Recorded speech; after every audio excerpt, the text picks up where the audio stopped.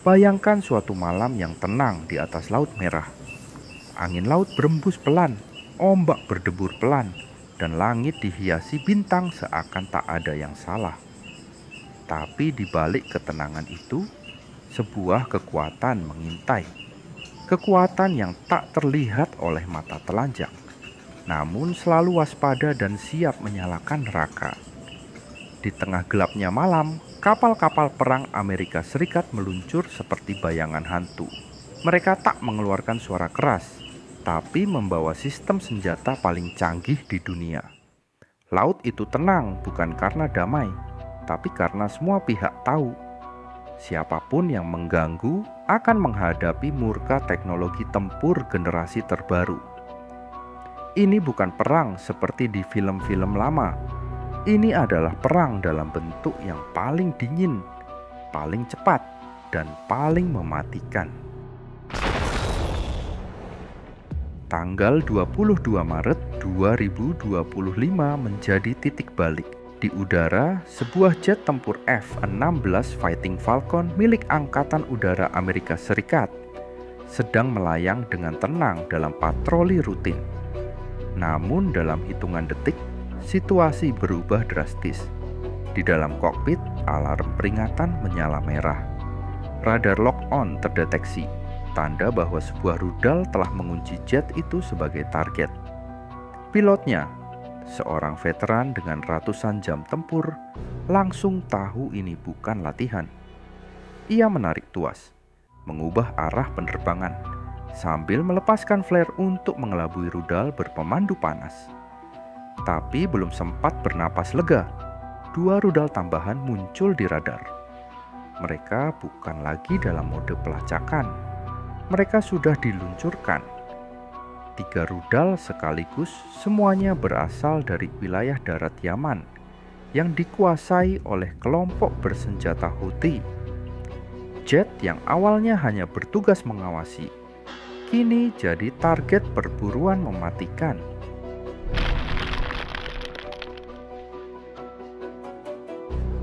Sementara di permukaan laut, ruang kendali tempur di USS Eisenhower dan USS Truman langsung aktif. Operator radar bekerja dalam tekanan tinggi. Mereka menganalisis lintasan rudal, menghitung potensi dampak, dan melacak asal tembakan dengan bantuan data dari satelit serta drone pengintai MQ-4C Triton yang berada di ketinggian lebih dari 18 km. Tak butuh waktu lama, lokasi peluncur teridentifikasi.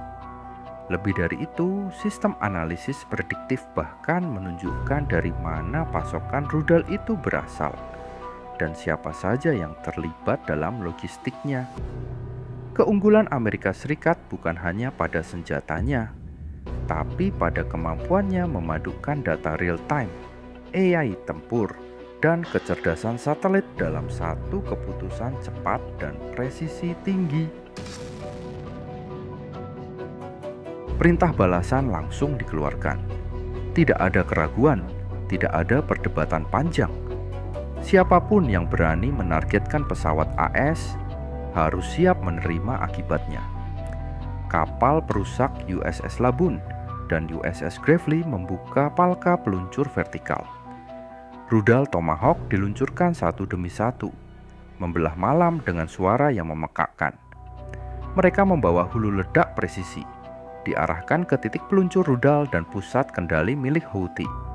Namun itu baru awal. Dari dek USS Truman, beberapa jet tempur FA-18 Super Hornet mulai lepas landas, diikuti oleh pesawat perang elektronik IE-18 Growler dan pesawat pengintai E-2D Hawkeye. Misi mereka lumpuhkan semua sistem deteksi, hancurkan kemampuan serangan balik, dan biarkan musuh buta sebelum tahu apa yang menghantam mereka. Gelombang serangan pertama menghantam sasaran dengan akurasi sempurna. Tomahawk menghancurkan peluncur rudal dan depot logistik. Lalu datang Super Hornet dari langit, menjatuhkan Jeddah Am dengan koordinat yang sudah ditentukan jauh sebelumnya.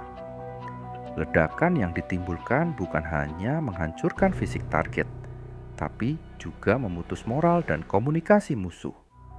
Di saat yang sama, IE-18 Growler menyebarkan jamming elektromagnetik, membutakan radar musuh dan membuat semua sistem pertahanan menjadi tidak berguna. Dalam waktu kurang dari 2 jam, jaringan tempur Houthi mengalami blackout total. Mereka tidak bisa melihat, tidak bisa mendengar, dan tidak tahu dari mana serangan datang. Di tengah kegelapan, mereka hanya bisa mendengar suara ledakan yang mendekat dari segala arah. Sementara itu, kapal-kapal perang AS tetap berada di luar jangkauan senjata musuh, memantau dari kejauhan dengan radar dan sonar yang mampu menjangkau ratusan kilometer. Pesawat tanpa awak RQ-170 Sentinel dan MQ-9 Reaper berputar-putar di langit, memberikan citra visual dan inframerah secara langsung ke pusat kendali di kapal induk. Dari sana, operator bisa melihat pergerakan individu yang mencoba melarikan diri dari fasilitas militer yang dibom. Beberapa dari mereka membawa perangkat komunikasi, tapi sinyalnya langsung diblokir oleh sistem jamming berbasis satelit. Di saat yang sama, satu drone kecil berkecepatan tinggi dikerahkan untuk melakukan pembuntutan, merekam, mengawasi, dan bahkan jika perlu menyerang langsung. Yang membuat serangan ini begitu efektif bukan hanya karena teknologi, tapi karena semua elemen bekerja seperti orkestra militer. Jet tempur bukan hanya alat tempur udara, tapi juga pengumpul data. Kapal perang bukan hanya peluncur rudal, tapi juga pusat analisis. Drone bukan hanya mata di langit, tapi juga senjata diam-diam yang bisa berubah jadi mesin pembunuh. Amerika Serikat tidak lagi hanya mengandalkan kekuatan brute force. Mereka mengandalkan kecepatan informasi, keakuratan koordinat, dan kekuatan terintegrasi yang tidak bisa ditandingi oleh kelompok gerilya manapun. Ini adalah bentuk peperangan generasi kelima, perang yang tak kasat mata tapi menghancurkan. Pasukan Houthi yang selamat dari gelombang pertama serangan mencoba mundur. Mereka bergerak ke perbukitan, berharap bisa berlindung. Tapi harapan mereka sirna saat MQ-9 Reaper menurunkan roket Hellfire yang menghantam konvoi mereka dari ketinggian. Sistem panas tubuh dan deteksi pergerakan memastikan tak satu pun lolos. Bahkan peralatan komunikasi yang disembunyikan di rumah-rumah warga sipil berhasil dilacak dan dinonaktifkan secara elektronik. Tidak ada tempat yang benar-benar aman. Mereka mungkin bisa berpindah tempat, tapi Amerika bisa melihat segalanya. Di medan perang modern, persembunyian adalah ilusi, dan gerakan tanpa perlindungan adalah hukuman mati. Dan kini, Laut Merah kembali tenang, tapi ini bukan ketenangan yang menyenangkan. Ini adalah sunyi setelah badai, keheningan yang datang setelah ledakan memekakkan telinga. Pasukan Houthi mengalami kerugian besar, bukan hanya secara fisik, tapi juga strategis dan psikologis. Mereka kini tahu bahwa menyerang jet AS berarti membuka pintu ke neraka. Mereka juga sadar bahwa setiap peluncuran rudal mereka hanya akan memanggil badai api dari langit. Perang ini belum selesai, tapi satu hal telah berubah. Mereka tak lagi percaya bisa menang lewat kejutan. Karena Amerika Serikat, dengan semua kekuatan udara dan lautnya, selalu punya mata yang terbuka, siang dan malam. Inilah wajah baru peperangan. Tidak ada ruang untuk kesalahan. Tidak ada waktu untuk ragu.